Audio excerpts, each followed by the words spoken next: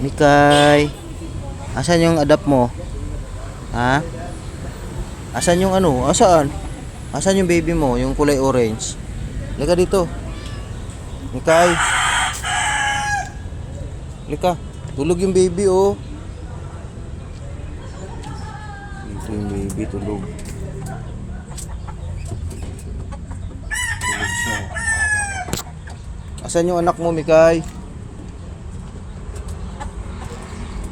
Wala dito yung ano.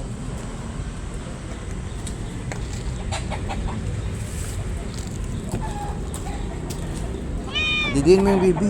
Lika, padidiin mo muna yung baby. Lika. Didi mo na, baby.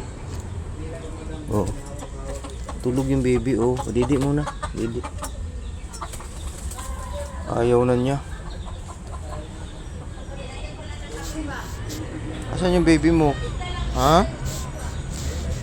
Kasi ang sabi nila, guys, kaninang umaga nung tinanong ko kumusta kung pinapadidi pa, ang sabi nila po kay Mikay, wala siya dito kaninang umaga. Tapos yung anak niya na kulay orange, ano niya, tinago niya. Tapos ito na lang yung kuting na iwan dito. Hindi na niya daw pinapadidi. Asan yung anak niya? Bakit? Kinuha? Ha?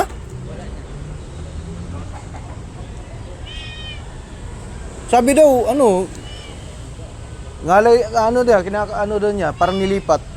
Sana malipat yan. Nandiyan naman siya. Hindi nadala yan dito. Oo. Tapos pinag gabi. Iniwan niya dito. Yan. Maliit na yan. Saan niya iniwan? Dito. Dito. Tapos kinuha ko din nalagay ko dito. Oo. Tapos yung anak niyang kulay orange.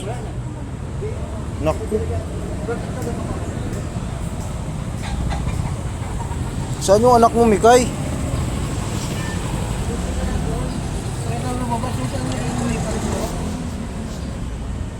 Kaya nga, yung anak niya nawala.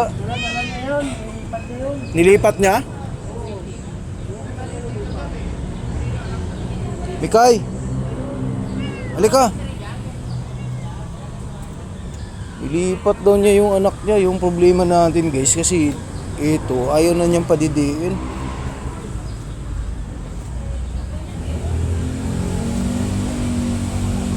Yung binigay ko sa kanyang pagkain kahapon kay Mikay, dito, ubos niya. Mikay, halika. May dalawang pagkain. Lalagyan natin ng pagkain to. Ay, hugasan ko muna.